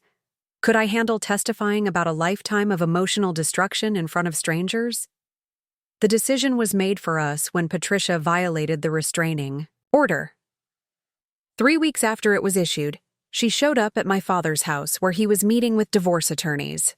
My dad had been documenting Patricia's harassment for his own legal proceedings, and she apparently decided to confront him directly. According to the police report, she screamed at him on his front lawn for 20 minutes, accusing him of being brainwashed by David and me. Neighbors called the police when she started throwing garden decorations at his windows. But the real violation came when she saw my car in his driveway. I'd been inside helping my father organize documents for his divorce attorney, completely unaware that Patricia was having a meltdown outside. When the police arrived, she was pounding on my car windows, screaming that I was destroying the family and that I was going to pay for what I'd done. Several neighbors filmed the entire incident on their phones. She was arrested on the spot for violating the restraining order, criminal trespass, and destruction of property. But more importantly, she'd now committed new crimes while awaiting trial for the original charges. Angela Chen called that evening with barely contained excitement. She just destroyed any chance of a plea deal. No prosecutor will negotiate with someone who commits new crimes while on bail. The trial was now inevitable. Patricia Williams would face a jury of her peers, and they would hear every detail of her 2-month campaign of terror. As I watched the news coverage of her arrest, seeing her handcuffed and loaded into a police car while neighbors shook their heads in disgust, I realized something profound had shifted. I was no longer afraid of my mother. The woman who had controlled my life through fear and manipulation was now facing the consequences of her choices. The legal system I'd dedicated my career to protecting children was now protecting me. The scared little girl who had spent 28 years trying to earn Patricia Williams' love was gone. In her place was a woman who understood that some people don't deserve second chances, and that justice sometimes requires fighting fire with fire.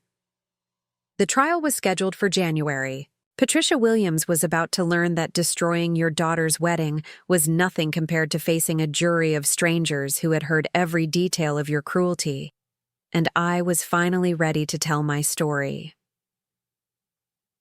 The Sacramento County Courthouse was buzzing with unusual energy on the morning of January 15th. Word had leaked that a sitting judge's wife was testifying against her own mother in a high-profile harassment case, and the gallery was packed with court watchers, local reporters, and curious attorneys who'd cleared their schedules to witness what promised to be an explosive trial. I sat in the witness waiting room, wearing a conservative gray suit that David had helped me choose, trying to calm my nerves before what would likely be the most difficult day of my life. In a few hours, I would have to stand in front of 12 strangers and detail 28 years of emotional abuse, culminating in the public humiliation at my wedding and the systematic campaign of terror that followed. Angela Chen found me there at 8:30 a.m., carrying 2 cups of coffee and wearing the expression of a prosecutor who knew she had an airtight case. "How are you feeling, Rebecca?" "Terrified," I admitted. "What if the jury doesn't believe me? What if they think I'm just an ungrateful daughter trying to destroy my mother? Then they'll have to explain away 3 binders of evidence, dozens of witness statements, and recorded proof of her terrorizing your grandmother. Trust the evidence, Rebecca. It speaks louder than any defense attorney ever could." The prosecution's opening statement was devastating in its simplicity. Angela stood before the jury, 7 women and 5 men ranging in age from their 20s to their 60s, and told them exactly what they were going to see. "Ladies and gentlemen, over the next 3 days, you will hear testimony about the most systematic campaign of harassment and abuse I have ever prosecuted. You will see photographs of a mother telling her daughter she should have aborted her. You will hear recordings of that same mother lying to elderly dementia patients about their granddaughter being near death. You will witness the methodical destruction of a young woman's career, reputation, and mental health by the person who was supposed to protect her most." She paused, making eye contact with each juror. "The defendant, Patricia Williams, will try to convince you that this is a family disagreement that got out of hand, that she's a loving mother being persecuted by an ungrateful daughter and her powerful husband. But the evidence will show you that Patricia Williams is a predator who spent 2 months using every weapon at her disposal to destroy her daughter's life. And when those weapons failed, she escalated to criminal behavior that endangered vulnerable elderly people." Patricia's defense attorney, Stephen Mitchell, tried a different approach in his opening. He painted Patricia as a concerned mother who'd been frozen out of her daughter's life by a controlling husband, and whose attempts to reconcile had been misinterpreted and blown out of proportion. "Patricia Williams is not a criminal," he told the jury. "She's a mother who made some poor choices in trying to reach out to a daughter who had been turned against her. Yes, she said things at the wedding that she regrets.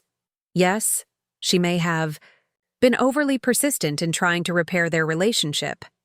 But criminal harassment? Elder abuse? These charges are the result of a vindictive prosecution designed to destroy an elderly woman's life." Then Angela began presenting the evidence, and Mitchell's narrative crumbled piece by piece. The wedding photographer, Michael Santos, was the first witness. He testified about what he'd observed through his camera lens that night, describing Patricia's behavior as the most vicious attack on another person I've ever witnessed. "In 12 years of wedding photography, I've seen family drama, disagreements, even arguments," he told the jury. "But I've never seen a mother systematically destroy her own daughter in front of 200 people. It wasn't a moment of anger. It was calculated cruelty." The defense tried to suggest that the photos were taken out of context, but Angela had video footage. The entire confrontation, from Patricia's first cutting remarks to David's intervention, was played for the jury in excruciating detail. Watching my mother's face on that courtroom screen, seeing the pure malice in her expression as she told me she should have aborted me, was traumatic even months later, but I could see the impact on the jury.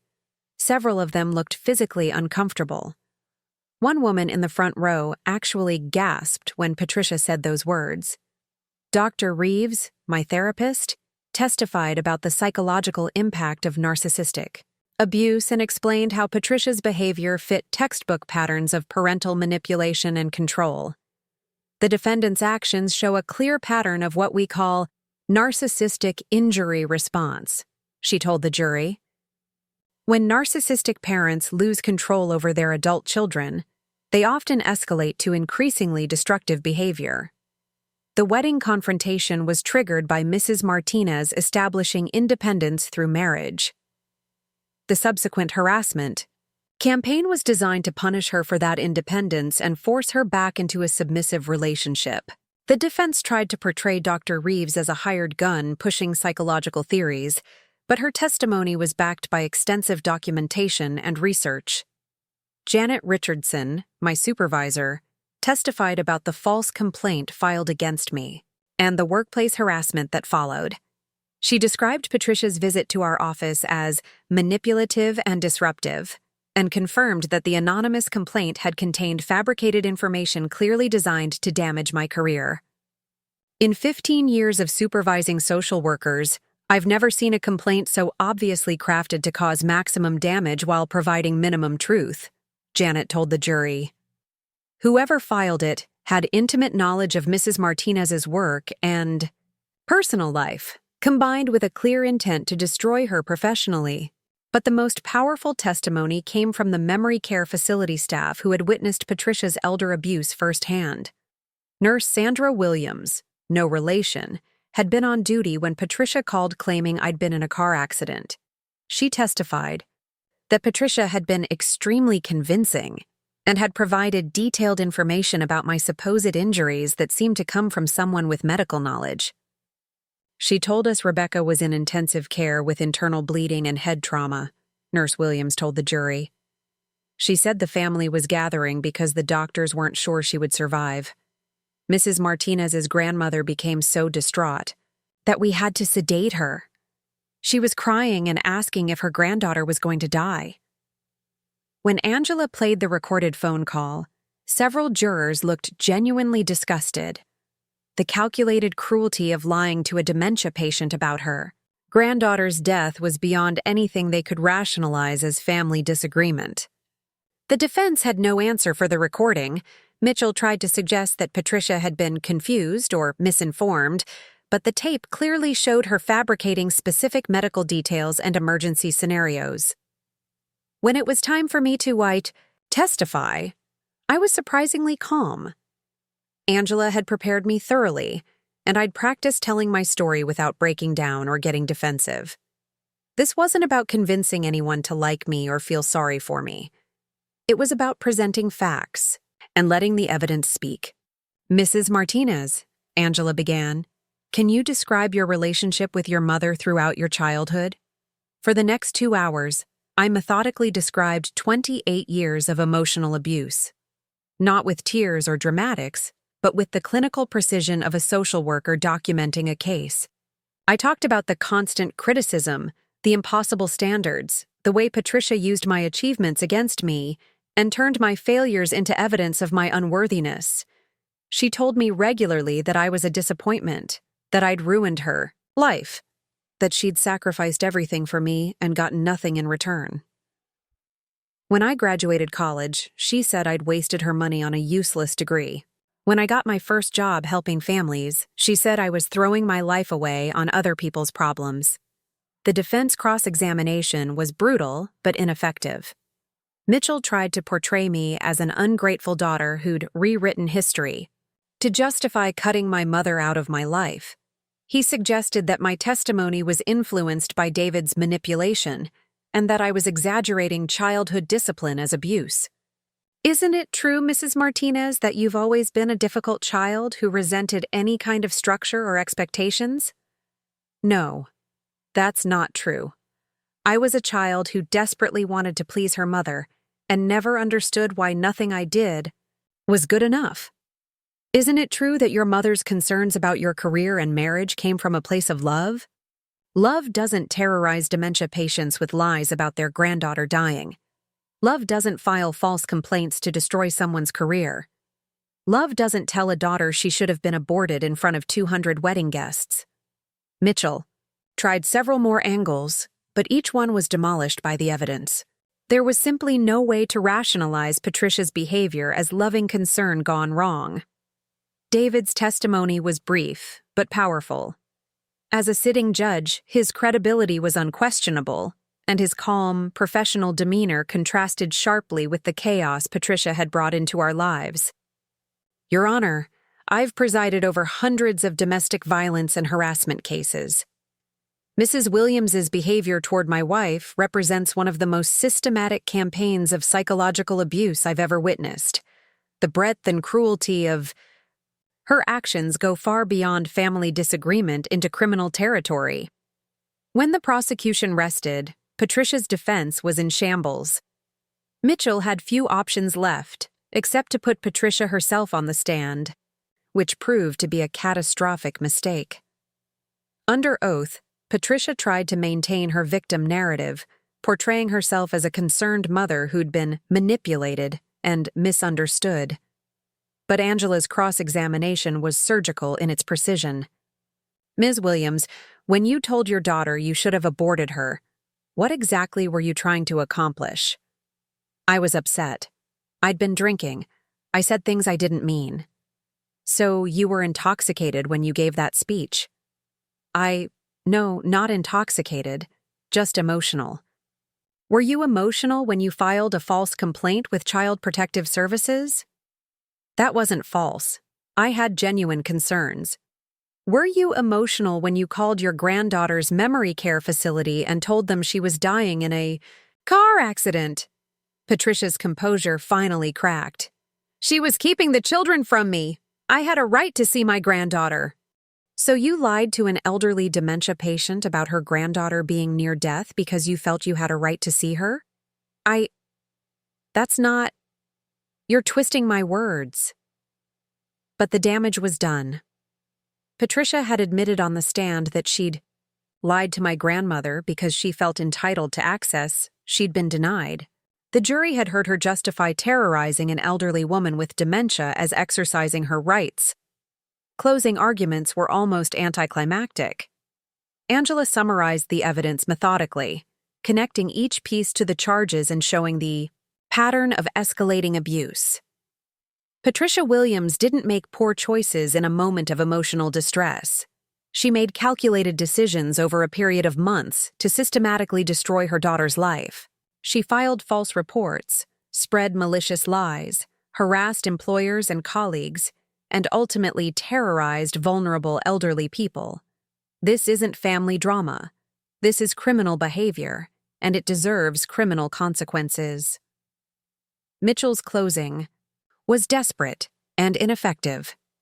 He tried one last time to frame Patricia as a victim, but the evidence had made that narrative impossible to sustain. The jury deliberated for less than 3 hours. When they returned, the foreman stood and delivered.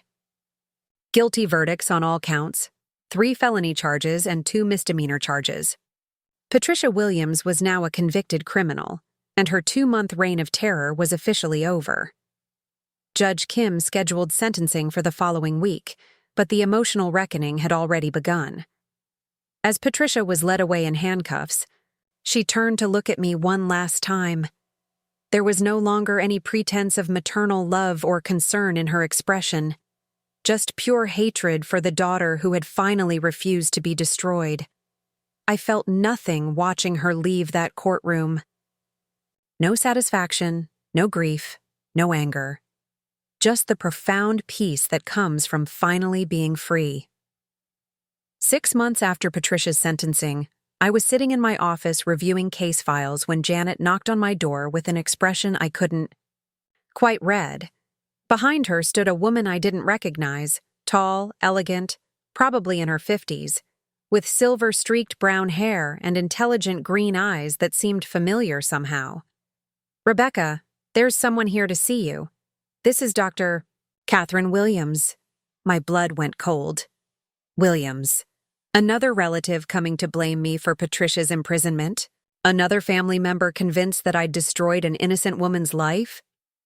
The woman stepped forward, extending her hand with a gentle smile. "Hello, Rebecca. I'm Patricia's older sister, Catherine." and I'm here to apologize." I stared at her, too shocked to respond immediately. In all the chaos of the trial and its aftermath, I'd forgotten that Patricia had family members I'd never met. Dr. Catherine Williams was a pediatric psychiatrist from Portland, Oregon, and she looked nothing like the bitter, manipulative woman who had terrorized me for months. "I'm sorry," I managed. "I don't understand. May I sit down? This is going to take a while to explain." Janet discreetly closed the door behind her as Catherine settled into the chair across from my desk. She pulled out a thick folder that looked disturbingly similar to the evidence files David and I had compiled. "Rebecca, I need you to know that Patricia's behavior toward you isn't new. She's been destroying people her entire life, and I've been documenting it for 30 years, waiting for someone to finally hold her accountable." She opened the folder, revealing photographs, medical records, police reports, and what looked like decades of correspondence. "I'm a mandated reporter just like you, and I've been building a case against my sister since she nearly killed our youngest sister, Margaret, in 1995. The story Catherine told me over the next hour was horrifying and validating in equal measure. Patricia had always been the difficult child in their family, displaying signs of what Catherine now recognized as severe narcissistic personality disorder with antisocial traits. But their parents, products of a generation that didn't believe in mental health treatment, had dismissed her behavior as strong-willed and spirited. "She tortured our pets as a child," Catherine said quietly. "Killed my hamster when I was 8 by accidentally, leaving his cage open for our dog to find. Pushed Margaret down the stairs when she was 6, then convinced our parents that Margaret had been clumsy and attention-seeking when she broke her arm." Catherine had become a psychiatrist partly to understand her sister's behavior, and partly to protect other potential victims. She'd tried multiple times to intervene in Patricia's relationships, but Patricia was skilled at isolating her targets and painting concerned family members as jealous or interfering. "When Patricia married your father, I tried to warn him. I showed him documentation of her pattern of abuse, but she convinced him I was mentally unstable and jealous of her happiness. She cut me out of their lives completely, and I didn't even know you existed until the trial made the news." Catherine had been following the court proceedings from Oregon, serving as a long-distance expert witness when Angela Chen had requested background information about Patricia's psychological profile, but she'd also been conducting her own investigation into Patricia's more recent victims. "Rebecca, you weren't her only target during this period. She was simultaneously destroying 3 other people's lives." Catherine pulled out a second folder, this one containing documentation of Patricia's other harassment campaigns. During the same month she'd been tormenting me, Patricia had been waging war against her divorce attorney's secretary, a neighbor, who'd complained about her loud music, and incredibly, a barista at a local coffee shop who'd gotten her order wrong.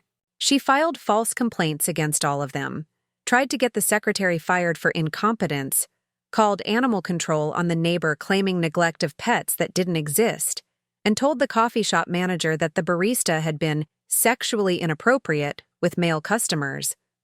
The pattern was identical in every case: perceived slight, escalating harassment, lies designed to destroy reputations and livelihoods, and complete inability to accept that her behavior was inappropriate.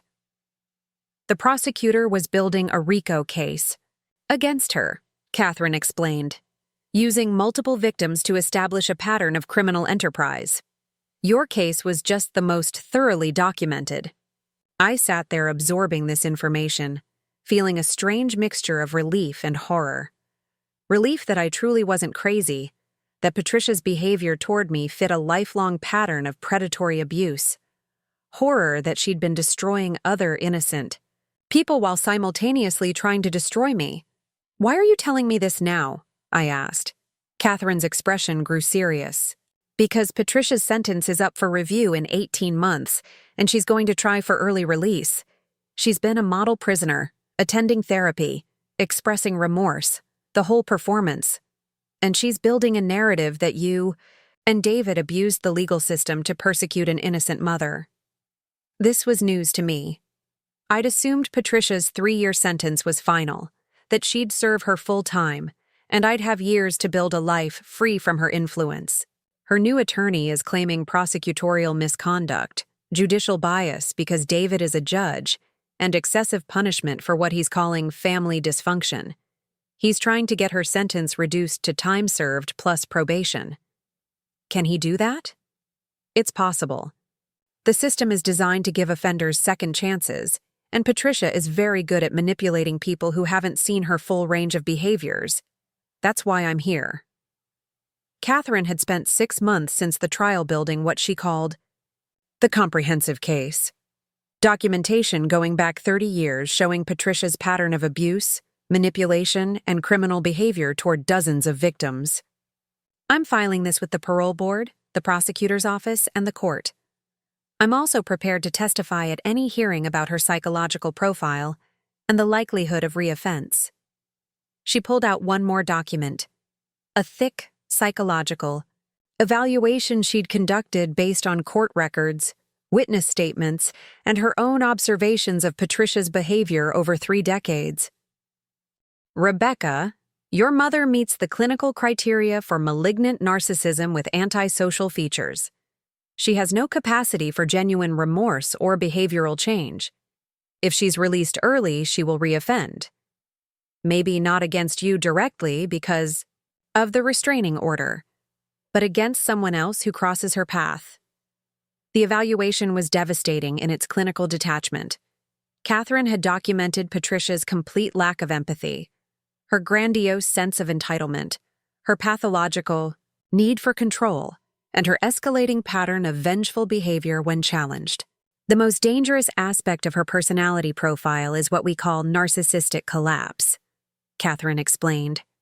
When narcissists face consequences they can't manipulate away, they sometimes abandon all pretense of normalcy and become purely destructive. The fact that you successfully prosecuted her represents the ultimate narcissistic injury. She will never forgive you for that. So what do? We make sure she serves her full sentence, and we prepare for the possibility that she might try to retaliate when she's eventually released. This conversation with Catherine marked the beginning of a new phase in my healing process. For months after the trial, I'd been focused on moving forward, rebuilding my life, and trying to forget about Patricia's existence. But Catherine's warnings forced me to confront the reality that narcissistic predators don't simply disappear when they're defeated. They regroup, adapt, and often return more dangerous than before. David and I met with Angela Chen the following week to discuss Catherine's revelations and prepare for Patricia's potential early release hearing. Angela was frustrated, but not surprised by the development. Defense attorneys always try this angle, she said. They wait until the media attention dies down, then claim their client was railroaded by an overzealous prosecution. The fact that she's been a model prisoner actually works in her favor, even though we know it's just another manipulation. But Angela was also energized by Catherine's comprehensive documentation of Patricia's pattern behavior. This changes everything. Instead of defending one harassment case, we're now documenting a 30-year criminal enterprise. This woman is a serial predator, and Dr. Williams has the evidence to prove it. Catherine had also brought something else valuable: contact information for Patricia's other victims. The divorce attorney's secretary, Linda Morrison, had been documenting Patricia's harassment for months before learning about our case through news coverage. The neighbor, Robert Chen, no relation to my prosecutor, had actually filed his own police report, but hadn't been taken seriously until Catherine connected the cases.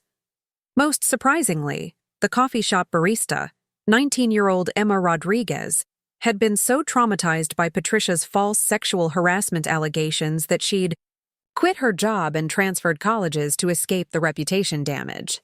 "Mrs. Martinez," Emma told me when we met for coffee, "when I saw the news about your trial, I cried for 3 hours. Not just because someone finally stopped her, but because I realized I wasn't crazy. The things she said about me, the lies. She told my manager, the way she made everyone look at me like I was some kind of predator. It destroyed my confidence for months. Emma had been 19 when Patricia targeted her, working part-time at a coffee shop to pay for college. She'd mixed up Patricia's order, giving her a latte instead of a cappuccino, and Patricia had exploded into a rage that shocked everyone in the shop. She screamed that I was incompetent, that I was probably on drugs, that my generation was worthless. Then she demanded to speak to my manager and told him I'd been inappropriate with male customers. She said I'd been flirting, touching them inappropriately, making them uncomfortable. The allegations were completely fabricated, but they'd been delivered with such conviction and detail that Emma's manager had been forced to investigate. Security footage proved the allegations were false, but Patricia had already achieved her goal of humiliating and terrorizing a teenager who'd made an innocent mistake. I started having panic attacks every time I went to work, Emma continued. I was afraid she'd come back, afraid other customers would believe her lies, afraid my manager still thought I was some kind of predator. I finally quit because I couldn't handle the stress. Listening to Emma's story, I realized that Patricia's attack on me hadn't been personal in the sense I'd always believed. I wasn't uniquely disappointing or problematic. I was simply the most convenient target for someone who needed to dominate and destroy other people to feel powerful. This realization was simultaneously liberating and terrifying. Liberating because it confirmed that nothing I could have done differently would have changed Patricia's behavior toward me. Terrifying because it meant she was fundamentally incapable of the love and acceptance I'd spent 28 years trying to earn. Catherine suggested I attend her trauma recovery group in Portland, which included other adult children of narcissistic parents. The idea of traveling to Oregon to sit in a room with strangers talking about family dysfunction seemed overwhelming, but David encouraged me to consider it. You've been focused on legal justice, he said. Maybe it's time to focus on emotional healing. The group met monthly in Catherine's private practice office, and the participants ranged in age from their 20s to their 60s. What they all had in common was the distinctive psychological damage that comes from being raised by narcissistic parents: hypervigilance, people-pleasing behaviors, difficulty trusting their own perceptions, and a persistent sense that they were somehow fundamentally flawed. The hardest part, said Maria, a 40-year-old teacher whose mother had sabotaged every relationship she'd ever had, is accepting that they can't change.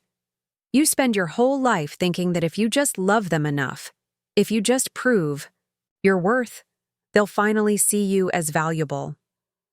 I still catch myself making excuses for her, admitted James, whose father had stolen his identity and destroyed his credit score out of spite. Even after everything he did, part of me thinks, maybe I pushed him too far. Maybe I should have been more understanding. Hearing these stories helped me understand that my experience with Patricia, while uniquely devastating, followed patterns that were depressingly common. Narcissistic parents don't just happen to be difficult. They systematically undermine their children's sense of reality, self-worth, and autonomy. But the group also showed me something else: the remarkable resilience of people who had survived narcissistic abuse. These weren't broken victims wallowing in self-pity. They were strong, successful, compassionate people who had learned to build meaningful lives despite their toxic origins. Recovery from narcissistic abuse, Catherine explained, isn't about forgetting what happened or forgiving the abuser. It's about reclaiming your right to exist without apology, to have feelings without justification, and to make choices based on your own values rather than someone else's criticism. As I drove home from my first group meeting, I realized I was already further along in this process than I'd understood.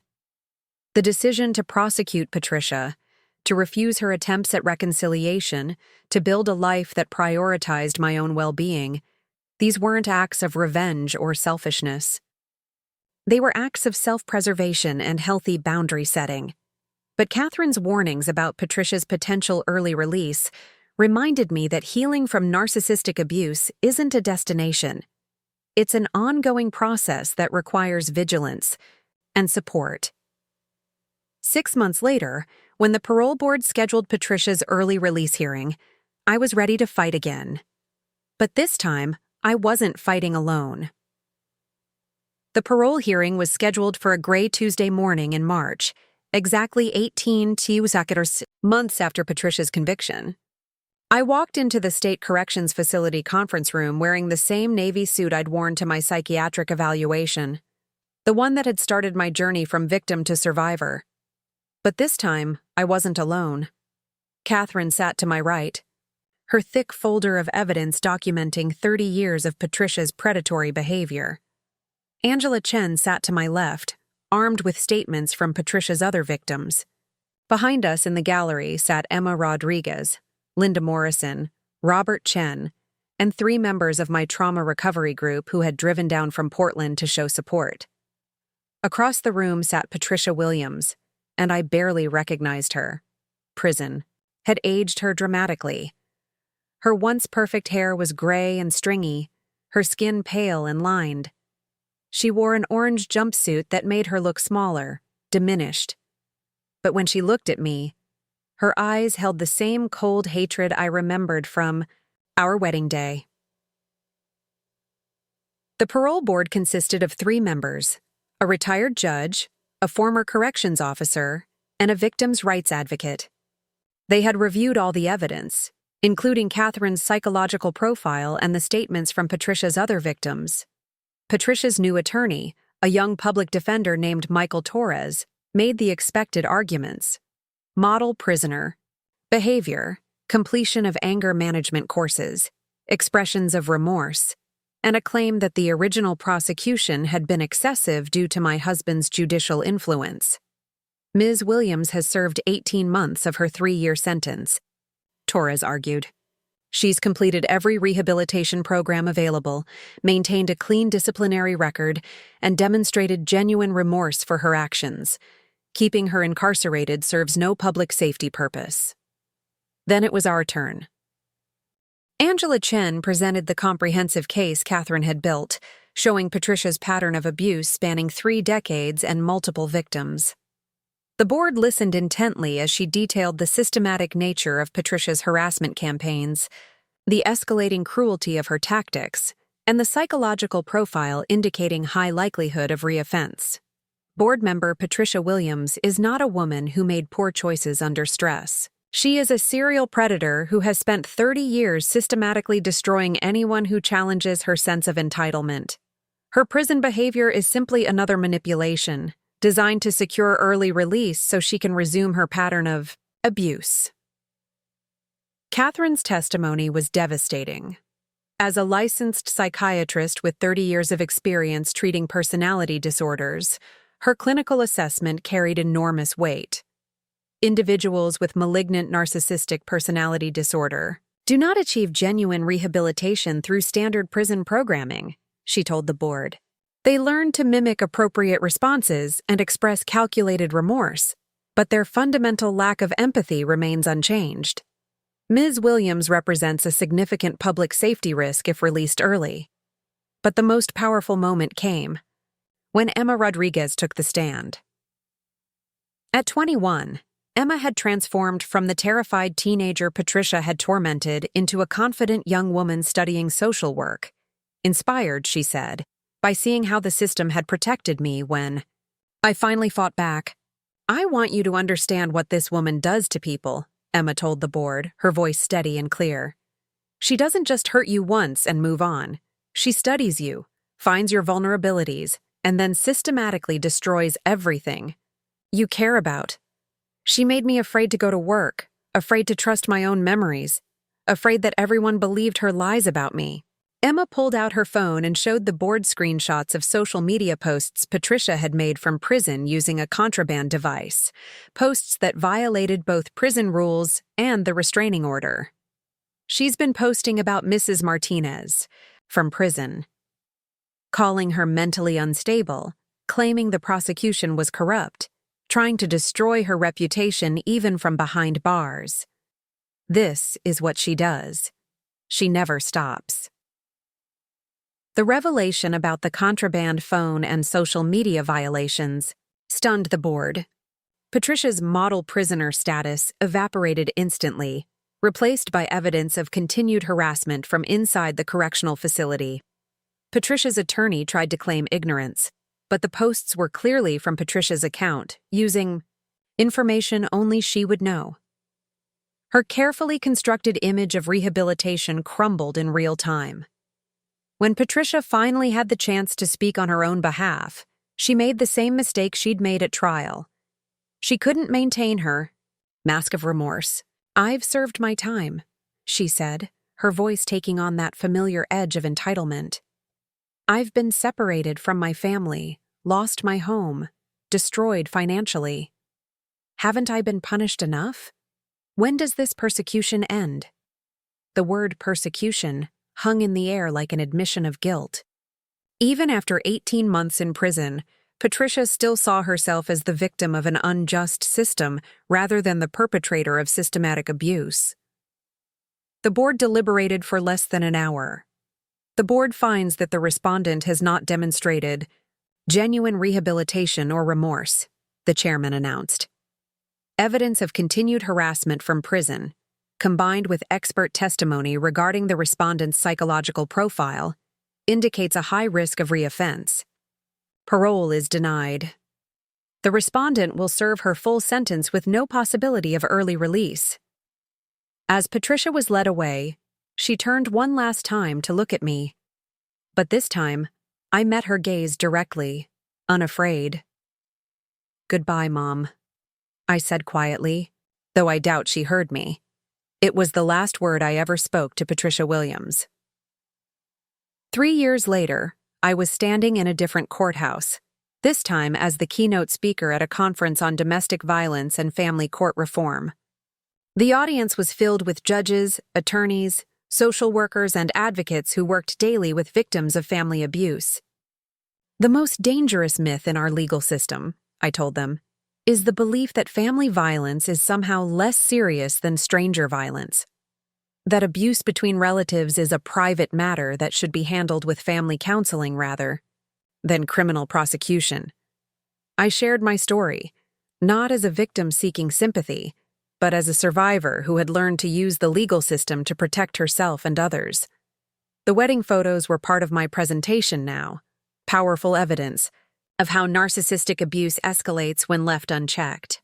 Patricia Williams terrorized 5 different people during a 6-month period, using false reports, workplace harassment, and elder abuse as weapons. If she had done these things to strangers, she would have been arrested immediately. But because her primary victim was her daughter, people assumed it was family drama that could be resolved with better communication. The conference was part of a new initiative I'd helped develop, the Family Justice Project, which trained legal professionals to recognize and respond appropriately to narcissistic abuse in family contexts. Catherine served as our clinical director, and Emma, now graduated with her MSW, was our victim advocate coordinator. Our work had already changed legislation in 3 states, requiring family courts to consider patterns of psychological abuse when making custody and protective order decisions. We'd trained over 1,000 judges, attorneys, and social workers to recognize the signs of systematic family abuse and respond with appropriate legal interventions. But perhaps most importantly, we'd created a network of survivors who supported each other through the difficult process of holding abusive family members accountable. David and I had built something beautiful together, not just our marriage, which had grown stronger through surviving Patricia's attacks, but a shared mission to protect other families from the destruction we'd experienced. That evening, after the conference, I sat in our backyard with David, watching the sunset paint the sky in shades of gold and pink, the same colors I'd seen during our honeymoon in Maui when I'd thought the worst was behind us. "Do you ever regret it?" David asked. "Fighting back as hard as we did?" I thought about the question seriously. The legal battle had been exhausting, emotionally devastating, and publicly humiliating. It had cost us thousands of dollars in attorney fees and had dominated our first year of marriage. But it had also saved my life. "Never," I said. because she would never have stopped. And more importantly, we saved other people from going through what I went through. That night, I received an email from a woman named Sarah Thompson in Ohio. She'd attended the conference virtually and wanted to share her story of prosecuting her narcissistic father for financial elder abuse against her grandmother. "Your presentation gave me the courage to file criminal charges," she wrote. "For years, people told me it was a family matter that should be handled privately. But you showed me that abuse is abuse, regardless of DNA. Thank you for proving that families can seek justice." Messages like Sarah's arrived weekly now, from adult children finding the courage to establish boundaries, from professionals learning to take family abuse seriously, from survivors discovering they weren't alone in their experiences. 5. Years after my wedding day disaster, I had built something Patricia Williams could never destroy: a legacy of justice, healing, and protection for others who had suffered what I had suffered. Patricia served her full 3-year sentence and was released with strict probation requirements. True to Catherine's predictions, she violated probation within 6 months by harassing her elderly neighbor over a property line dispute. She was sentenced to another 2 years in prison and permanently prohibited from unsupervised contact with anyone over the age of 65. Some people don't change. Some people can't be saved, or redeemed or loved into becoming better. But some people can be stopped, and sometimes stopping them is the most loving thing you can do, not just for yourself, but for everyone else they might destroy. My name is Rebecca Martinez, and I am no longer a victim. I am a voice for those who are still finding their courage, a shield for those who are still learning to protect themselves, and proof that the people who hurt us don't get to write the endings of our stories. We do. Up next, you've got 2 more standout stories right on your screen. If this one hit the mark, you won't want to pass these up. Just click and check them out. And don't forget to like, subscribe, and turn on the notification bell so you don't miss any upload from us.